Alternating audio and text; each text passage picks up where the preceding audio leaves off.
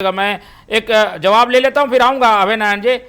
ये कुल मिलाकर ये है सरकार के ऊपर चीज़ें ठीकरा फूट रहा है वासु शर्मा जी कि भाई आपने सही समय में फीस में वृद्धि नहीं की, क्षतिपूर्ति की राशि सही ढंग से अगर निजी स्कूलों को मिल जाएगी तो ये योजना लागू होगी और ये अधिकार है बच्चों का, उससे वंचित होंगे तो उसके लिए सरकार जिम्मेदार होगी। शर्मा जी, क्या आप लोगों के कुछ प्लान हैं कि इसको लेकर?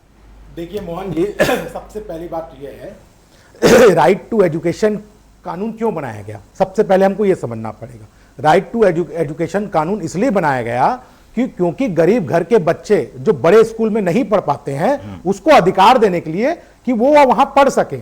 इसमें यह कह देना कि इसमें हमारा जो क्षतिपूर्ति बढ़ जाए, ये तो क्योंकि कोई भी शिक्षा का संस्थान सेवा का माध्यम होता है, इसको हम इस तरीके से ना ले कि हमको पैसे कम मिलेंगे तो हम बंद कर देंगे या नहीं लेंगे भर्ती। इसके जैसे ना सरकार सोचती है, मैं तो आग्रह करूंगा कि ऐसे एसोसिएशन वाले भी मत सोचे, क्योंकि ये नियम इसलिए क्या बनाया गया कि गरीबों के छात्रों को अधिकार मिले कि वो अच्छे स्कूल में पढ़ सके, और उसका पालन हो रहा है। हमारी सरकार भी कर रही है, कांग्रेस ने भी किया होगा, हमारी सरकार भी कर रही है। उसका नियम क्या है? राइट टू एजुकेशन का नियम है कि 6 साल से 14 वर्ष के बच्चों को उसमें लिया जाता है। उसका जो प्रतिपूर्ति है मैं बता देना चाहता हूं, जिस प्रकार से एक होता है।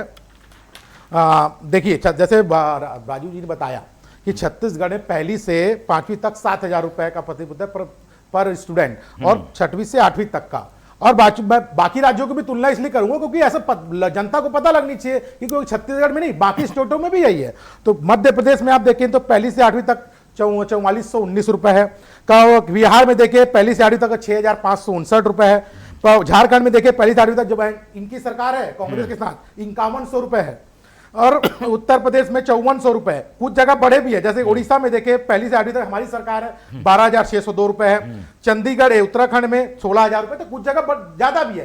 तो ये ऐसा नहीं है कि छत्तीसगढ़ की सरकार कम पैसा दे रही है, जो नियम है जो उसके उस हिसाब से पैसा दिया जा रहा है। लेकिन ये कह देना कि भाई सरकार पैसा नहीं देगी तो हम एडमिशन नहीं लेंगे, ये कहां तक जाएगा मोहन जी? क्योंकि बच्चों को भविष्य का सवाल है। छत्तीसगढ़ के जो आरटीआई में दाखिल होने वाले बच्चे हैं उसको इंतजार है, क्योंकि अब प्रवेश चालू होने वाला है। तो सरकार भी एक पहल मांग करती है, भाई आप भी बातचीत करिए, बातचीत का रास्ता खोलिए, जिसको भी उठते सरकार आपसे बातचीत करने को तैयार है। लेकिन ये कह देना कि हम एडमिशन लेंगे तो ये रास्ता नहीं है। रास्ता बिल बैठ के आप और हम निकालेंगे, क्योंकि छात्रों के भविष्य के साथ कोई खिलवाड़ ना हो, उनका आराम से भर्ती हो जाए, इसीलिए नियम कानून बनाए गए हैं। तो इसके सारे लोग को चिंता करनी है मोहन जी।